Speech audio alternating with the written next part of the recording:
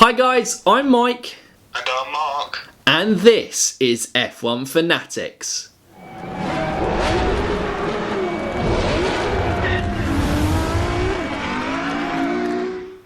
Welcome back to another feeder series episode on the channel. Obviously last week we launched our feeder series content looking at the F2 teams and who to look out for if you're going to start watching the championship next year, and if you had been watching the championship you might already know from there.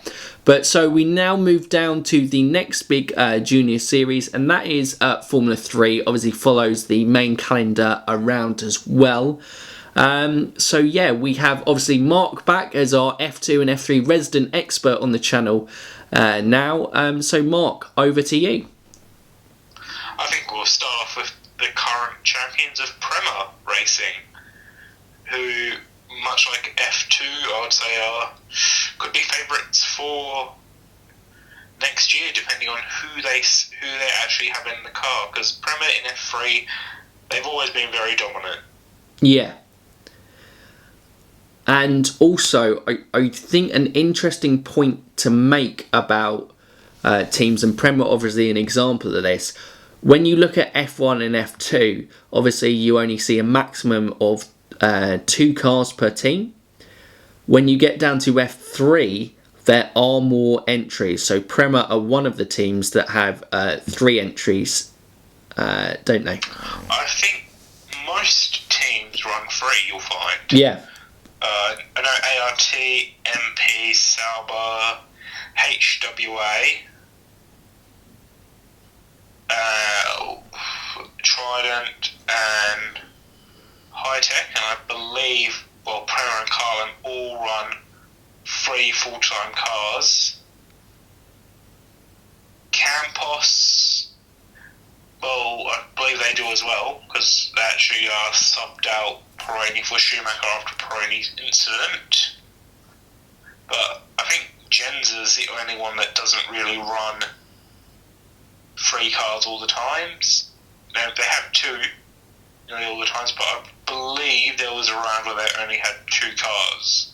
But I'm not sure why that was. But that is obviously there will be 3 cars, which is amazing. Yeah.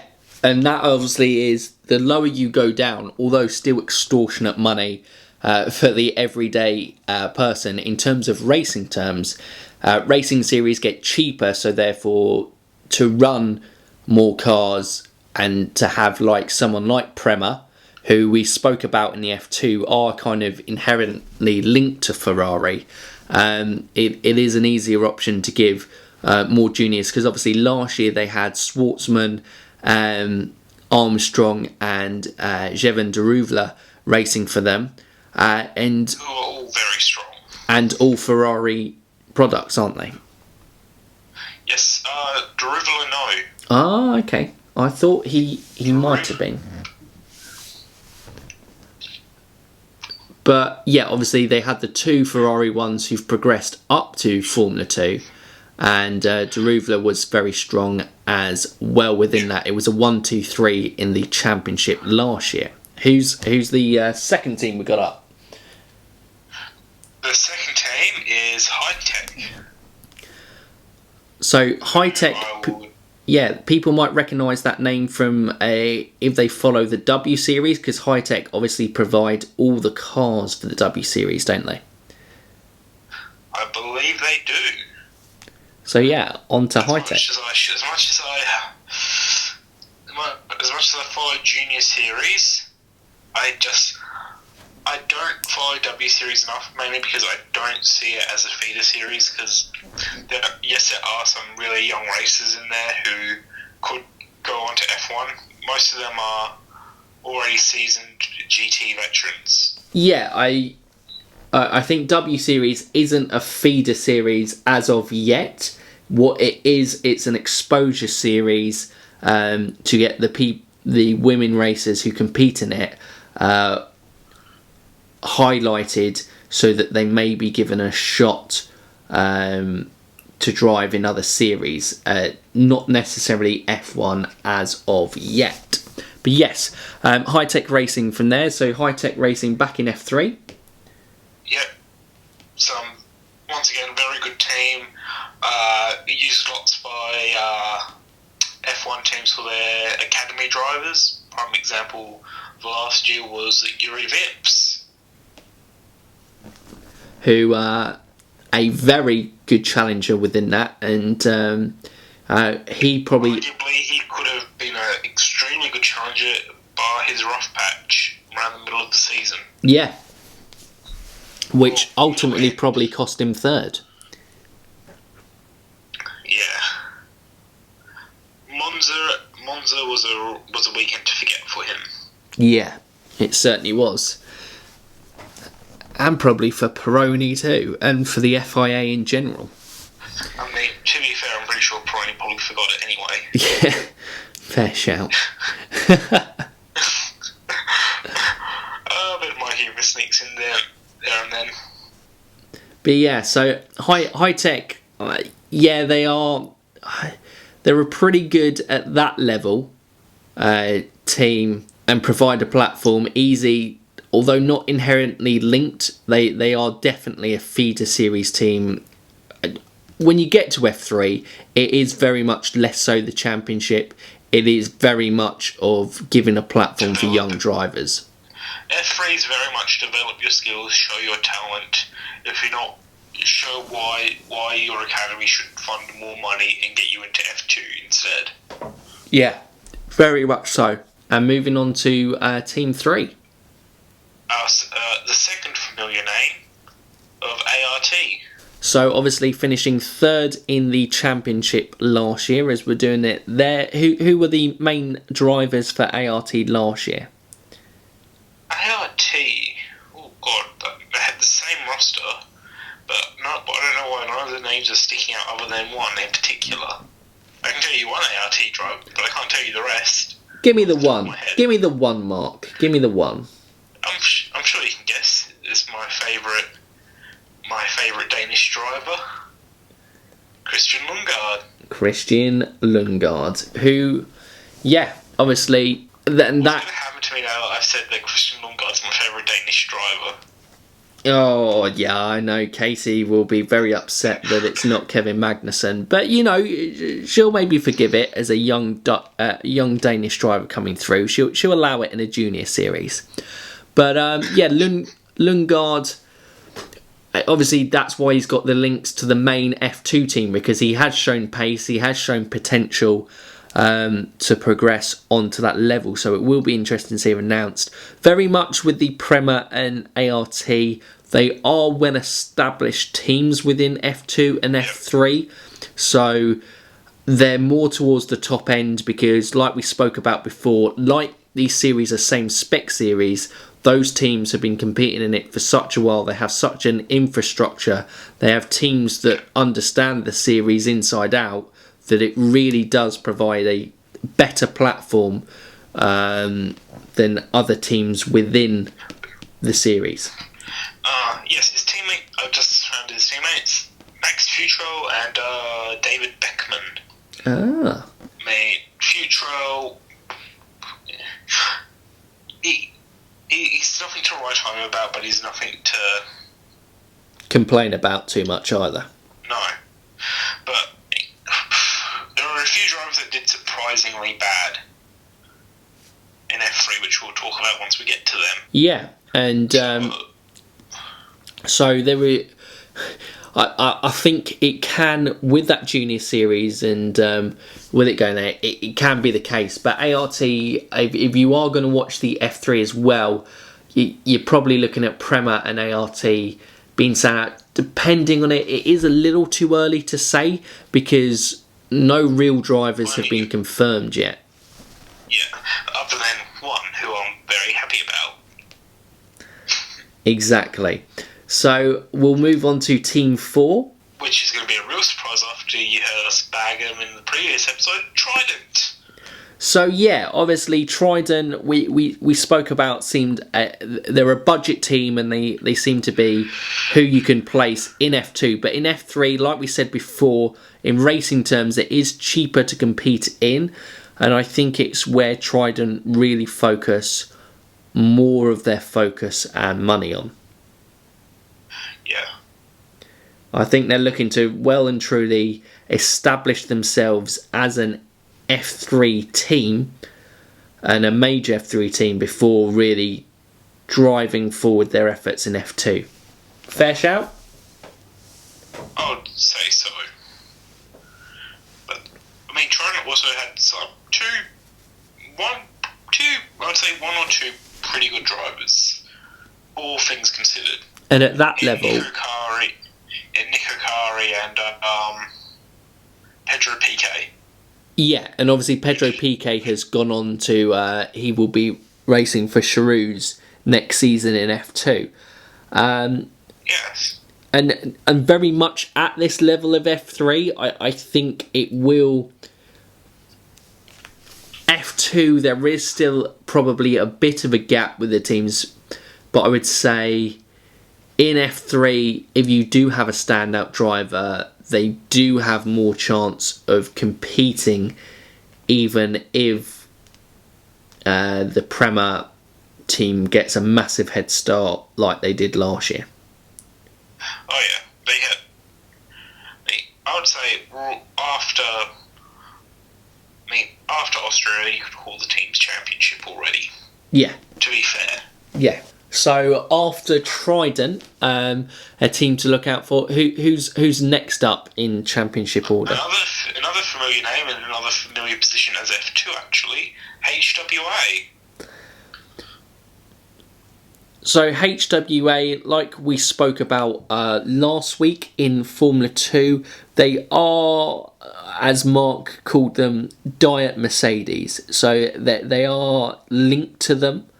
And so you'd probably expect if Mercedes are going to start properly investing in a junior program, that this would be their link through of HWA from F3 into F2, and then either Williams, or if they really rate them, I suppose, straight into Mercedes team, although that would seem very unlikely to me. I guess HWA's most recognisable driver in F3 is Jake Hughes, who is, I mean, we can call him linked with Mercedes, can't we, at this point? I think so, yeah. We can, and he is currently competing in F3 Asia, isn't he? Alongside names like Calderon, Matsushita. Is it? No, is it? It's not Matsushita. No. Nick Mazepin. That's the one, isn't it? Nikita Mazepin. Yep, and obviously some people's interest, Jamie Chadwick as well. The standings of it are very odd right now, mainly due to a rain-soaked first round. Yeah. I think so. I wouldn't take anything from it yet. No, but it's certainly, he's getting good experience away from there. But yes, HWA, I think the main thing you talk about them as a team is that Mercedes link, and the likelihood that they are, I can see Mercedes investing more in their junior program like a Ferrari, especially with the 2021 rules coming in, where they're going to have to give more practice time to juniors in a seat, so they're going to want to do that with their own drivers, aren't they? In all respect to Jake Hughes, I think for him, with Mercedes now starting to fund it more, it's a bit too little too late. I think his ship has already sailed for F1. I think he will... Mercedes put him anywhere, it will be in the Formula E team. Yeah. Which is not the worst thing to happen in the world to a driver now. A very competitive series and respected series now as well, and it does in 2021 will have world championship status. It will. So yeah, HWA, I don't think there's... We covered most of it probably in the F2 in terms of that, yeah, link to Mercedes, but probably fair to say a mid-team in F3. I would say so. And who does that move us on to next? Genza. Right, I do not know much about Genza, so I'll let you lead the way on this one, Mark. Basically, very much like MP Motorsports in F2. The the odd manufacturer will stick their driver there, like we have with Yuki Tsunoda. But most of the time, I mean, for example, they've had two regulars of Tsunoda and Andre Esner, but they've had 4 different drivers between that. And I think that's the type of thing, if you're watching F3, that would be the more regular. Throw you off. Yeah, that would be the more regular thing for me at the lower teams to expect. So you can pretty much guarantee that the ART Prema guys, probably even Trident up there as well, you can pretty much guarantee that those guys will race the entire season for that team. But don't be surprised, now we're getting to the lower half, that you kind of see guys switching in and out who are performing in other series that they're almost taking a look at in preparation for maybe the next year. Yep. Oh, I actually got this the wrong way round. It's actually MP, then Genza, but we'll go on to MP now. Yeah, and so, well, in fairness, Genza and MP probably go hand in hand in what you expect for them. MP, we spoke about it a lot, obviously in F2.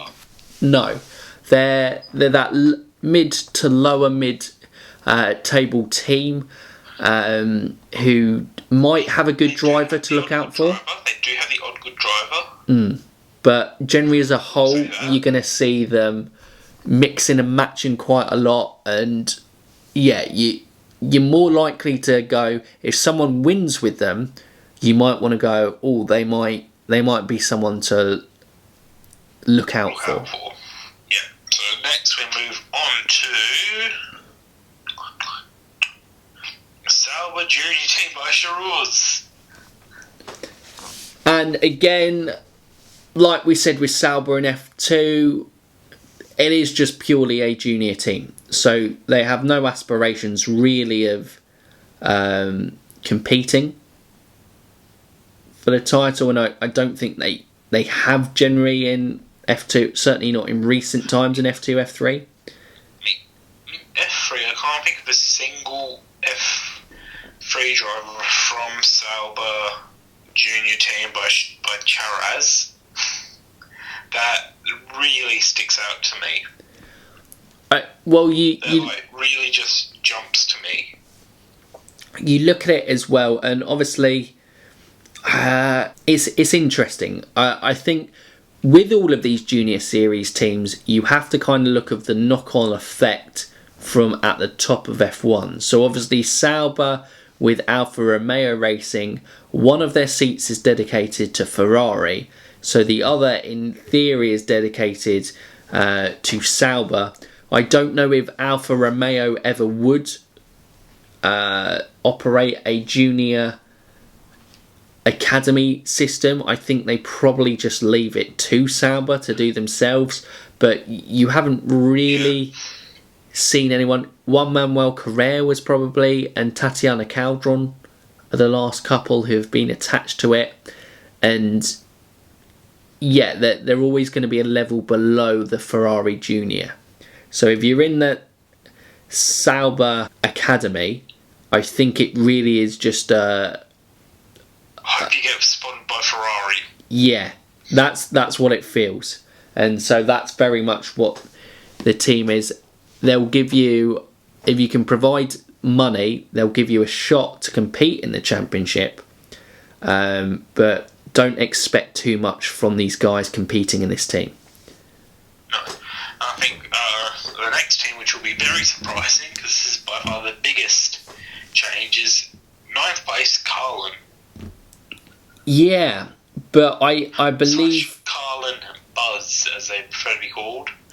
I don't think that F2 Carlin likes to be associated with F3 Carlin. But Carlin, they were very much a team who were slow out the blocks last year. And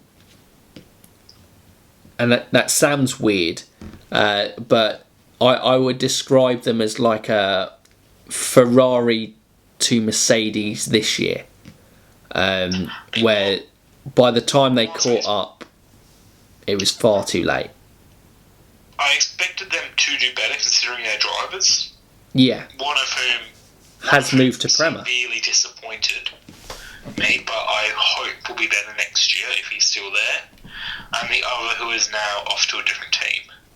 Which is Prema, isn't it? Yes. I guess you can guess the one who's severely disappointed and the one who's off to another team. The name escapes me, but I spoke about him with David in the F1 Worldwide podcast. Felipe Drogovic is the one who's severely disappointed. Yep. And the one who's off to a different team is the American Logan Sargent. That would be the one, Logan Sargent. There we go. He was... You know when you hear a name and you go, I knew that name from there. But yeah, it is a surprise that obviously with how bad Carlin did in the championship that Prema have given. But I think that is a show for how highly rated Sargent is, and also his nationality, I think, comes into effect. Oh yeah, but I was just really shocked at Drogovic's performance.